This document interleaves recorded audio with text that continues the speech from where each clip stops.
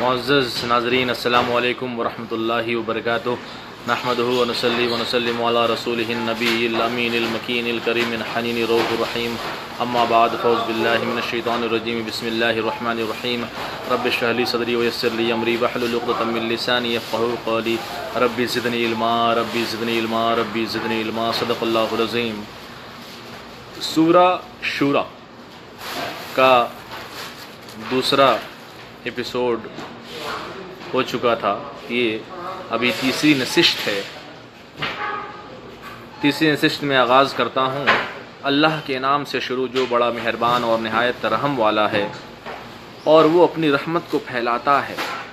یعنی یہ بادل پہ آسمان پھیل جاتے ہیں، اور بارش صرف ایک ہی زمین کے حصے میں جو ہے وہ نہیں ہوتی، بلکہ مختلف حصے جو فیضیاب ہوتے ہیں۔ دنیا کے بیشتر ممالک میں بارشیں ہوتی ہیں، اور جو شہر میں بارش ہوتی ہیں وہ صرف ایک مقام پہ نہیں ہوتی، بلکہ وہ بہت سارے مقام پہ ہوتی ہے۔ اور مقصد کیا ہوتا ہے کہ جن جن چیزوں کو پانی کی آبیاری کی ضرورت ہوتی ہے، بارش کی ضرورت ہوتی ہے، وہ تمام چیزیں اس بارش سے فیضیاب ہو جاتی ہیں۔ تمام چرند پرند اور جو بھی جاندار ہیں، جنگلات ہیں، سمندر ہیں، ہے نا، تالاب ہیں، اور جن جن جگہ پہ اللہ تبارک و تعالیٰ کی مخلوقات کو پانی کی ضرورت ہوتی ہے، بارش کی ضرورت ہوتی ہے، وہ بارش اللہ تبارک و تعالیٰ وہ پھیلاتا ہے، اور حقیقی طور پہ وہی کام بنانے والا ہے۔ تمام خوبیوں اور تمام تعریفوں کا وہی مستحق ہے۔ یعنی جو بھی اس کائنات میں خوبی ہے وہ اللہ رب العزت کے عطا سے ہے، وہ اللہ رب العزت کی طرف سے ہے، اور وہی تعریفوں کا مستحق ہے۔ یعنی تمام تعریفیں، تمام رفعتیں جو ہیں وہ خالق کائنات کے لیے ہیں۔ اور اللہ کی نشانیوں میں سے ایک نشانی یہ بھی ہے، کیا؟ آسمانوں اور زمین کی پیدائش، یہ بھی اللہ کی بہت بڑی نشانی ہے۔ یعنی آسمان کو اللہ تبارک و تعالیٰ نے پیدا کیا، زمین کو پیدا کیا، اور آسمان اور زمین میں جو بھی چلنے والے ہیں، اور جو چلنے والے اس رب العالمین نے پھیلائے ان آسمانوں اور زمین میں، اور وہ رب العالمین ان تمام کو جمع کرنے پر قادر ہے۔ یعنی وہ خالق کائنات، وہ اللہ رب العزت، وہ تمام چیز کو اس نے پھیلایا ہے، اور اسی ہے نا چیز کو وہ جمع کرنے پر بھی وہ قادر ہے۔ وہ خالق کائنات ہے نا تمام چیزوں کو وہ ہے نا پھیلا دیا ہے، اور اس کو بسایا ہے، اس کو وہ پالنے والا ہے، اور تمام چیزوں کو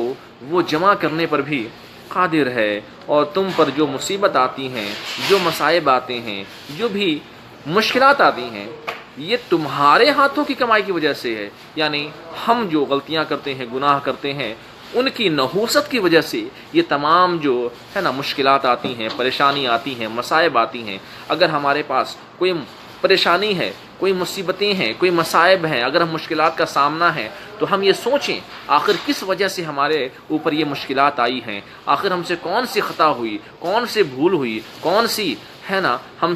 سے غلطی ہوئی، جس کی جو ہے یہ وجہ، جس کی وجہ سے جو ہے ہمیں یہ پریشانیوں کا سامنا کرنا پڑ رہا ہے۔ اور بہت سارے گناہوں پر پکڑ نہیں کی جاتی، وہ خالق کائنات تمام گناہوں پہ پکڑ نہیں کرتا۔ ہم زنا کرتے ہیں، ہم گالیاں دیتے ہیں، ہم جھوٹ بولتے ہیں، ہم بد دعا دیتے ہیں، ہم ظلم کرتے ہیں، ہم ستم کرتے ہیں، ہم جو ہے دنیا کے غلط کام میں مشغول رہتے ہیں، لیکن خالق کائنات ان تمام چیزوں کو پکڑ نہیں کرتا۔ اگر تمام چیزوں کو پکڑ کر لے تو کیا ہمارا ٹھکانہ تو جیل میں ہوگا، ہمارا ٹھکانہ تو زندہ میں ہوگا، ہمارا ٹھکانہ تو قید خانہ ہوگا، اور ہمیں موت کے گھاٹ اتار دیا جائے گا، ہمیں ہلاک کر دیا جائے گا، ہماری حقیقت کو ختم کر دیا جائے گا، ہمیں موت کے گھاٹ اتار دیا جائے گا، ہماری کوئی حقیقت بھی باقی نہ رہے گی۔ مگر وہی اس کا کرم ہے، اور بہت سارے گناہوں پر پکڑ نہیں کی جاتی، اور تم یہ طاقت نہیں رکھتے کہ عاجز کر سکو اللہ تعالیٰ کو زمین میں۔ یعنی اللہ تعالیٰ نے تمہیں مہلت دی ہے۔ اللہ تبارک و تعالیٰ جب ہم گناہ کرتے ہیں، جب ہم غلطیاں کرتے ہیں، جب ہم بھول کرتے ہیں، جب ہم بہت ساری جو ہے غلط کاموں میں مشغول رہتے ہیں، شیاطین کے ہے نا غلام بن جاتے ہیں، تو کیا ہوتا ہے کہ اللہ تبارک و تعالیٰ ہمیں مہلت دیتا ہے۔ کوئی نمازوں کو قضا کرتا ہے، کوئی روزوں کو قضا کرتا ہے، کوئی گناہ کام کرتا رہتا ہے، تو یہ کیا ہے؟ یہ اللہ تبارک و تعالیٰ اسے بار بار مہلت دیتا ہے، چانسز دیتا ہے، 1 بار 2 بار 3 بار 4 بار چانسز دیتا ہے۔ آپ سوچیں، اگر ہم دنیا میں یہ ثابت ہو جائے یا کوئی شخص یہ دیکھ لے کہ کسی نے زنا کیا ہے تو اسے سزا ملتی ہے، اسے قتل کر دیا جاتا ہے، اسے 14 سال کی سزا ملتی ہے، اسے 10 سال جیل میں رکھا جاتا ہے، اس کے اوپر کوڑے مارے جاتے ہیں، اسے سزائیں دی جاتی ہیں، اسے مختلف طریقے سے ہلاک کیا جاتا ہے، مگر وہ خالق کائنات ہے جو ہمیں بچائے رکھتا ہے، جو ہمیں ہے نا بچاتا ہے، جس کو ہم کی پکڑ نہیں ہوتی، ہمیں بار بار مہلت دیتا ہے۔ آج تم نے ہے نا غلط چیز اپنی آنکھوں سے دیکھی ہے، آج تم نے اپنے ہاتھ کا غلط استعمال کیا ہے، چوری کی ہے، ڈاکہ زنی کی ہے، ظلم کیا ہے، کیا اللہ تبارک و تعالی ہمیں مہلت دیتا ہے، بار بار چانسز فراہم کرتا ہے؟ کیوں؟ تو اللہ تعالیٰ کے عذاب سے بچانے والا نہ تو کوئی تمہارا دوست ہوگا اور نہ ہی تمہارا کوئی مددگار ہوگا۔ یعنی یہ جتنی تمہاری مہلتیں ہیں، ڈیلی 365 ڈیز 1 سال کے ہوتے ہیں، اور اس طرح سے پوری جوانی تمہارے پاس ہیں، اللہ تبارک و تعالیٰ تمہیں بار بار مہلت دیتا ہے، اور مہلت دینے کے بعد ایک وقت آتا ہے جب تمہاری عمر ہو جاتی ہے، تمہارے بڑھاپے کا وقت آ جاتا ہے، اور پھر جو ہے نا تو اللہ تعالیٰ کے عذاب سے بچانے والا نہ تو کوئی تمہارا دوست ہوگا اور نہ تمہارا کوئی مددگار۔ اور اللہ کی قدرت کی نشانیوں میں سے ایک نشانی وہ کشتیاں ہیں، وہ بحری جہاز ہیں جو چلتے ہیں سمندر میں، دریا میں، گویا کہ وہ اونچے اونچے پہاڑ، یعنی یہ اللہ تبارک و تعالیٰ کی نشانیاں ہیں۔ بڑے بڑے جو پہاڑ ہیں وہ زمین پہ ہے نا، وہ زمین کو جمائے ہوئے ہیں، زمین کو بیچ میں جو ایک طرح سے اس کو پکڑے ہوئے ہیں، یہ اللہ تبارک و تعالیٰ کی نشانیاں ہیں۔ یہ بڑے بڑے سمندر، یہ بڑے بڑے دریا، یہ بڑے بڑے ہے نا تالاب کی موجیں، سمندروں کی موجیں، دریاؤں کی موجیں، یہ ہمارے لیے ہے نا ایک نشانی ہے کہ اگر ہم اس کو دیکھتے ہیں، اے باری تعالیٰ کہ کتنے سارے پہاڑ ہیں اس کائنات میں، کروڑ مقام پہ جو ہے وہ پہاڑ ہیں، اور زمین کو روکے ہوئے ہیں، زمین کے نیچے ہے نا گرم گرم جو ہیں آتشیں فشاں ہیں، یہ زمین کے اندر یہ آگ کا دہکتا ہوا گولا ہے۔ یہ سب کیا ہیں؟ یہ سب ایمان والوں کے لیے نشانیاں ہیں، یہ مومنین کے لیے یہ نشانی ہے۔ اگر وہ چاہے وہ ہوا کو روک دے، وہ خالق کائنات ہے، وہ رب العالمین ہے، کیا اگر وہ چاہے تو وہ ہوا کو روک دے، ہوائیں رک جائیں اور تمہارے لیے ایسا عالم ہو کہ کشتی سمندر کی موجوں میں وہ پھنس جائے۔ یعنی جب ایک کشتی چلتی ہے، چاہے وہ بڑی بڑی اسٹیمر ہو، یہ لوہے کی ہو، چاہے لکڑی کی ہو، تو آپ دیکھ لیں کہ اگر وہ چاہے تو ایک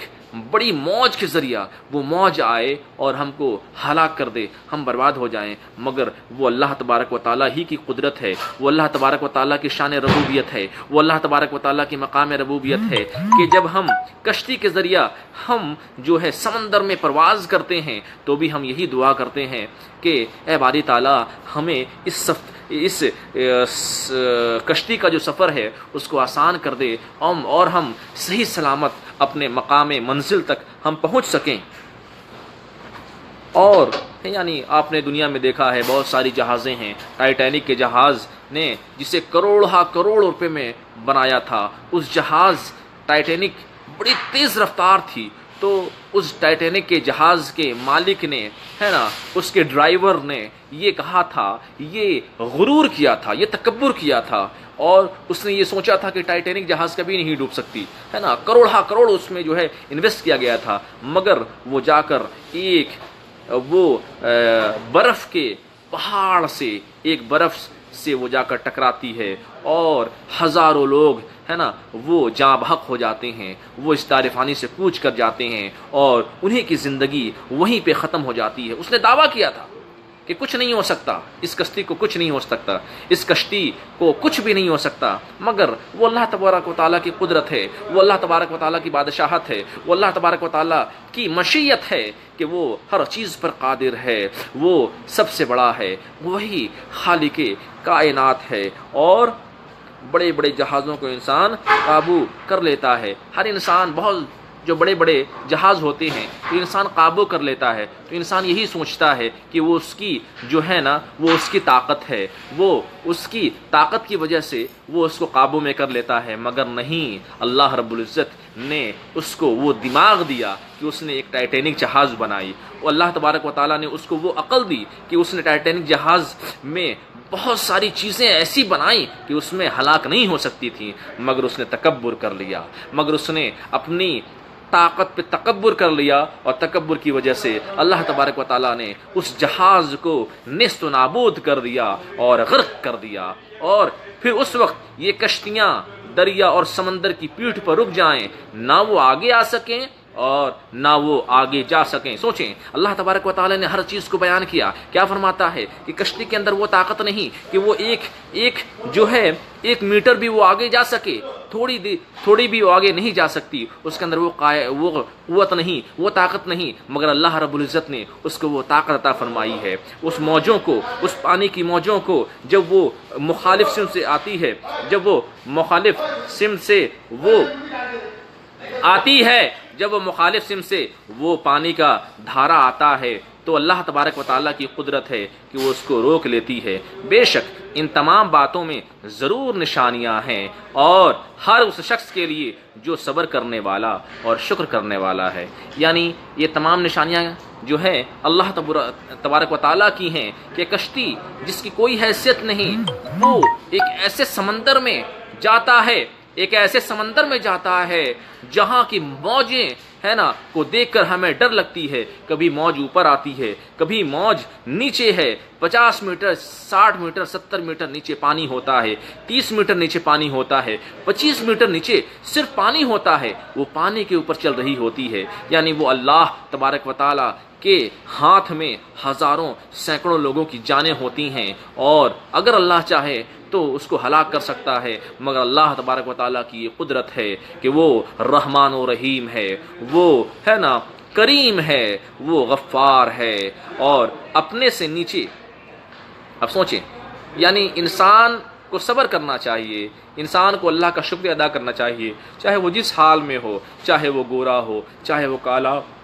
چاہے وہ سولا ہو، چاہے وہ موٹا ہو، چاہے وہ لمبا ہو، چاہے اس کے اندر جتنی بھی خامیاں ہیں، اسے اللہ تبارک و تعالیٰ کا شکریہ ادا کرنا چاہیے۔ کیسے؟ کہ وہ اپنے سے نیچے والے کو دیکھے، کہ اگر تمہاری سیلری 2 لاکھ روپے ہے، اگر تم چاہتے ہو میری سیلری 5 لاکھ روپے ہو جائے، تو نیچے والوں کو دیکھو جس کی سیلری 1 لاکھ ہے، اس سے نیچے والوں کو دیکھو جس کی سیلری 50,000 ہے، اس سے نیچے والوں کو دیکھو جن کی سیلری صرف 20,000 ہے۔ اور کچھ ایسے بھی لوگ ہیں جو 5-10 ہزار میں گزارا بسر کرتے ہیں، اور کچھ لوگ ایسے بھی ہیں جو ڈیلی 5,000 کماتے ہیں، اور ڈیلی ہے نا وہ پیسے خرچ ہو جایا کرتے ہیں، منتھلی 5-10 ہزار کماتے ہیں، ان کے ضروریات زندگی میں، ایڈوکیشن میں، یہ ساری چیزوں میں، بچوں کی تعلیم میں یہ سارے پیسے خرچ ہو جاتے ہیں۔ تو اگر تم اپنے سے نیچے والوں کو دیکھے ہوئے تو تمہیں صبر ہوگا، اور تم اللہ کا شکریہ ادا کرو گے، اور تم اللہ کی پاکی بیان کرو گے، اور یا اللہ ان کشتیوں کو تباہ کر دے، وہ چاہے تو اس پر بھی قادر ہے، اس وجہ سے کہ انہوں نے گناہ کیے، یہ گناہگار کشتی میں سوار ہیں، اللہ چاہے تو ان کشتیوں کو، ان بحری جہازوں کو تباہ کر دے،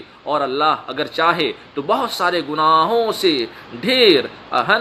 عطا فرما کر پکڑ نہ فرمائے، اور جب مہلت ختم ہو جائے تو اس وقت موت انسان کے لیے پیغام ہے کہ اللہ کی بارگاہ میں حاضر ہو جانے کا۔ یعنی انسان کو اللہ تبارک و تعالیٰ بہت سارے مواقع فراہم کرتا ہے، بہت ساری چانسز فراہم کرتا ہے، بہت سارے جو بہت کم گناہ کرتے ہیں، لیکن جب اللہ تعالیٰ ان کو پکڑ لیتا ہے تو اس میں وہ خاموش ہو جاتے ہیں، ان کے پاس کوئی بات نہیں بچتی۔ لیکن بہت سارے گنہگار لوگ بھی ہیں کہ اگر ان کو اللہ نہیں پکڑتا ہے تو اس غرور میں وہ نہ رہیں، اس فخر میں وہ نہ رہیں کہ اللہ تبارک و تعالیٰ نے ان کی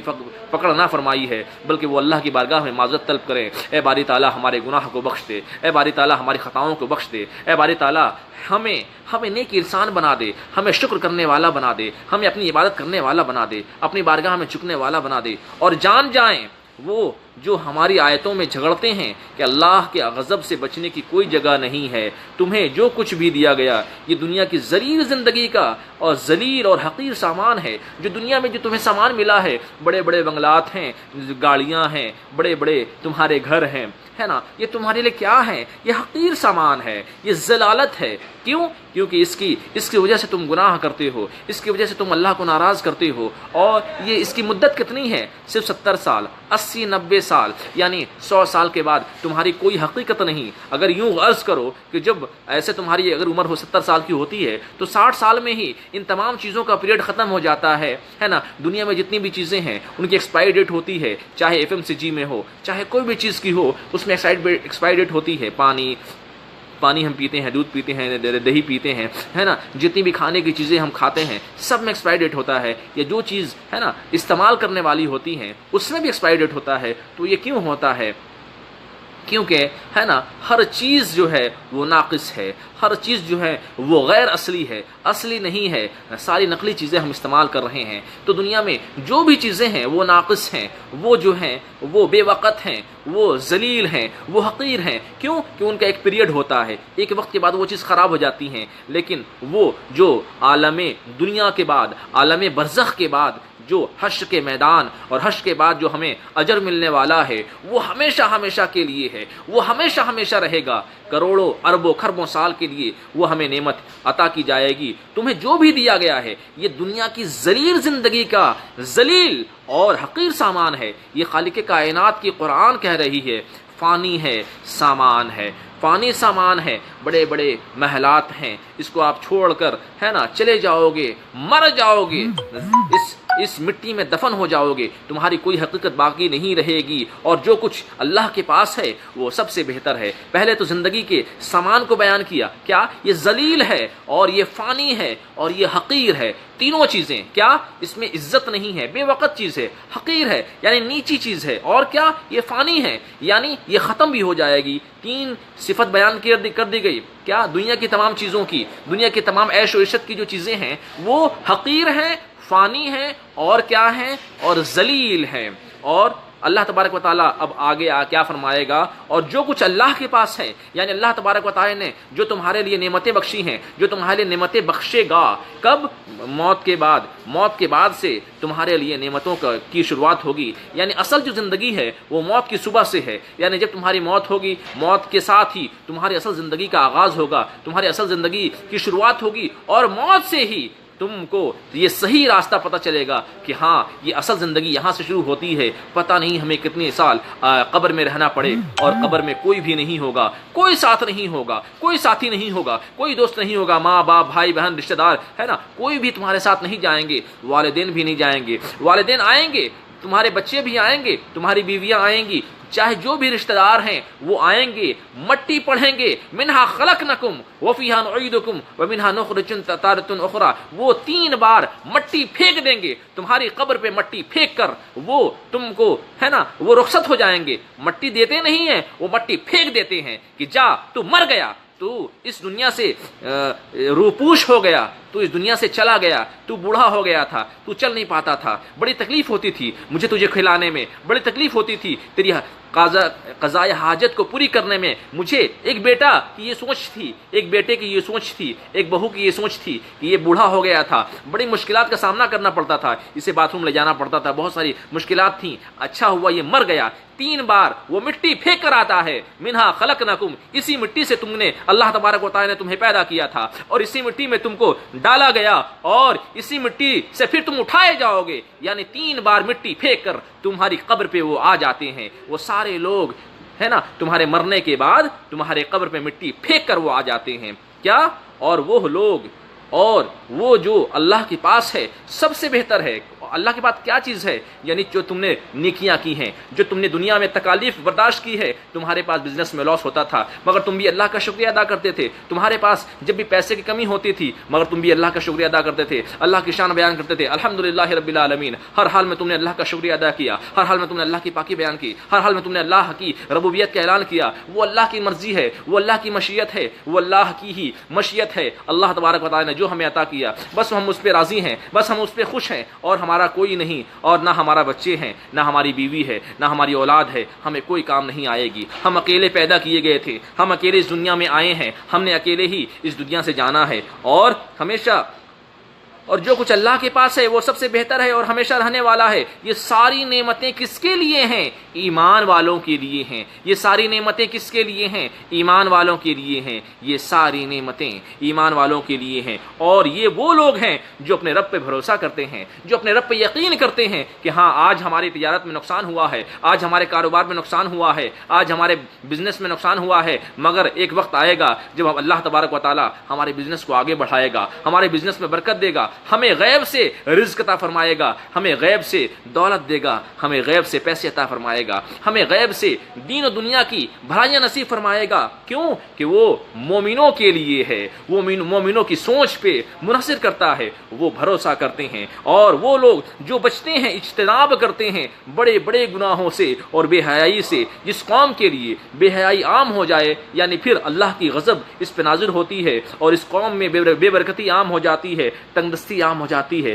آپس کی محبتیں ختم ہو جاتی ہیں، رشتوں کا تقدس مٹ جاتا ہے۔ آپ دیکھیے کہ آج ہم حلال و حرام کی تمیز نہیں کرتے، آج نہ بیٹے باپ کی عزت کرتے ہیں، نہ بیٹیاں ماں کی احترام کرتی ہیں، نہ رشتہ دار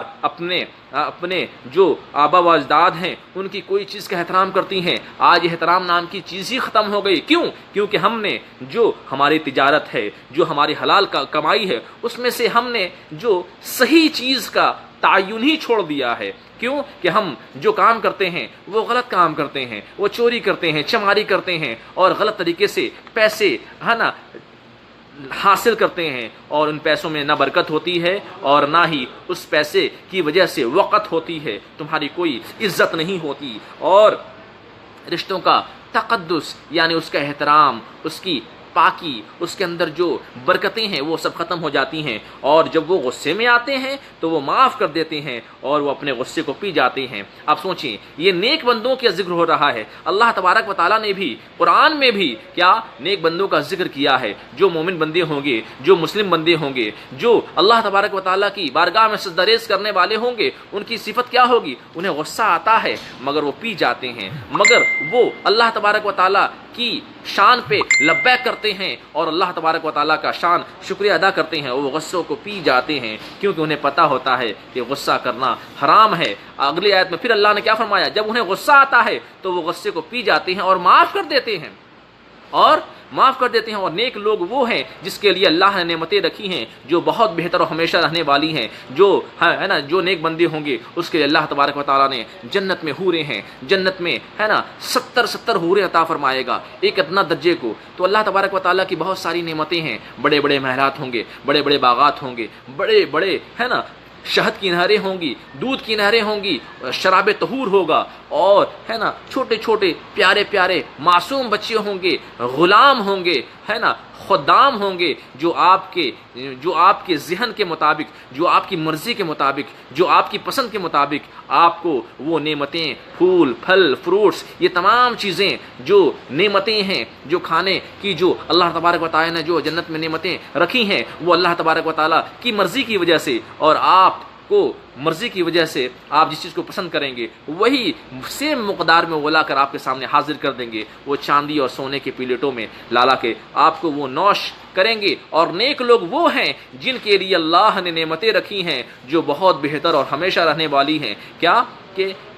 اللہ تبارک و تعالیٰ نے نیک بندوں کے لیے نعمتیں رکھی ہیں جو ہمیشہ کے لیے ہیں، 1 2 10 20 50 60 70 سال 100 سال کے لیے نہیں، بلکہ کروڑ سال کے لیے جو جنت میں جائے گا وہ اربوں خربوں سال کے لیے اس میں رہے گا، اس میں تو نہ موت آئے گی نہ نیند آئے گی، بس وہ ہمیشہ اللہ کی بارگاہ میں اللہ کا دیدار کرے گا، ہے نا۔ اس کے بعد جو ہے نا جب ایک وقت آئے گا ہفتے میں یا مہینے میں، وہ ایک وقت وہاں مارکیٹ میں جائیں گے، اور جنت میں ہی مارکیٹ لگے گی، وہاں پہ وہ جائیں گے، فری میں وہ سامان خریدیں گے، اور سامان خریدنے کے بعد جب وہ گھر لوٹیں گے تو جو ہے وہ اللہ کا دیدار کریں گے، وہ اللہ کی ہے نا ربوبیت کو دیکھیں گے، اور اس کو دیکھ کر اپنے جا کر حوروں کو کہیں گے کہ آج ہم نے اللہ تبارک و تعالیٰ کا دیدار کیا ہے، ہم نے اس سے اچھی کوئی چیز نہیں ہے، جنت میں بھی جو سب سے اچھی چیز ہوگی وہ اللہ کا دیدار ہوگی، اور جو اپنے رب کے حکم پر جواب دیتے ہیں یعنی اللہ کے حکم کے مطابق اپنی زندگی کو گزارتے ہیں اور وہ قائم رہتے ہیں۔ نماز کا ذکر قرآن کریم میں 700 مقام پہ ہے نا۔ تو اللہ تبارک و تعالیٰ نے نماز کے بارے میں ذکر کتنی مرتبہ کیا؟ 700 مقام پہ، ایک دو مقام نہیں، پورے قرآن میں 6666 آیات ہیں۔ اللہ تبارک و تعالیٰ نے 700 مقام پر نماز نماز اور نماز اور نماز کا ذکر کیا ہے کہ تم نماز کو قائم کرو، تم صلاۃ کو قائم کرو، اللہ کی بارگاہ میں سجدہ ریزی کو اختیار کرو، اللہ کی بارگاہ میں سجدہ ریز ہو جاؤ، اللہ کو راضی کر لو، اللہ کی بارگاہ میں تائب ہو جاؤ، اللہ کی بارگاہ میں کیا رکوع کرو، سجود کرو، تشہد کرو۔ کتنی بار؟ 700 مرتبہ اللہ تبارک و تعالیٰ نے نماز کا حکم دیا ہے۔ سوچیں، ایک بار اگر اللہ تبارک و تعالیٰ قرآن میں حکم دے دے تو وہ کافی ہو جاتا ہے، مگر کوئی ایسی عبادت ہے، کوئی ایسی ریاضت ہے، کوئی ایسا عمل ہے جو اللہ تبارک و تعالیٰ نے 700 مرتبہ کرنے کو کہا ہے، تو ہم سوچ بھی نہیں سکتے کہ اللہ تبارک و تعالیٰ نے نماز کی اہمیت کو کس طرح سے اجاگر کیا ہے۔ جو امام حنبل فرماتے ہیں جو نماز قضا کرتا ہے اسے قتل کر ڈالو، ہے نا۔ ائمہ فرماتے ہیں جو نماز کو نہیں پڑھتا اسے جو ہے نا ہلاک کر دو، اسے قید کر لیا جائے، اسے 70 کوڑے مارے جائیں، اسے ہے نا اسے سزائیں دی جائیں۔ اس طرح سے جو ہے نماز نہیں پڑھنے کی وعیدیں آئی ہیں، اور نماز وہ قائم کرتے ہیں اور ان کے آپس میں کام آپس کے مشورے سے ہوتے ہیں۔ کیا یعنی وہ جو نیک بندے ہوتے ہیں وہ لوگوں سے مشورہ کرتے ہیں کہ مجھے تجارت کرنی ہے، مجھے اچھے عمل کرنے ہیں، وہ گواہ پیدا کرتے ہیں، وہ گواہوں کے ساتھ اپنے عمل کو انجام دیتے ہیں۔ کیوں؟ نماز وہ قائم کرتے ہیں اور ان کے آپس کے کام آپس کے مشورے سے ہوتے ہیں، یعنی کوئی غرور نہیں ہوتا، کوئی تکبر نہیں ہوتا، کوئی ان کے اندر گھمنڈ نہیں ہوتا۔ وہ لوگوں سے مشورہ کرتے ہیں، اور مشورہ کرنے کے بعد جو سب سے بہتر چیز آتی ہے وہی چیز مشورے کے بعد وہ خیر ہے، اور وہ مشورے کا ہے نا عمل کرتے ہیں۔ تو اس طرح سے وہ اپنی زندگی کو گزارتے ہیں اور نماز وہ قائم کرتے ہیں، اور اس روزی سے جو ہم نے انہیں دی ہماری راہ میں وہ خرچ کرتے ہیں۔ یعنی جو نیک بندوں کی صفات کو اللہ تبارک و تعالیٰ نے بیان فرمایا ہے کہ وہ جو ہیں جو وہ کماتے ہیں وہ اسی میں سے وہ خرچ کرتے ہیں۔ تو اللہ تبارک و تعالیٰ سے ہم یہی دعا کرتے ہیں کہ اللہ تبارک و تعالیٰ ہمیں نیک انسان بنائے، مومن بنائے اور اپنا فرما بردار بنائے۔ وآخر دعوانا ان الحمدللہ رب العالمین۔ انشاءاللہ الرحمن اگلی نشست میں جو ہے ہم اس سے آگے ہم سماعت کریں گے۔ وآخر دعوانا ان الحمدللہ رب العالمین۔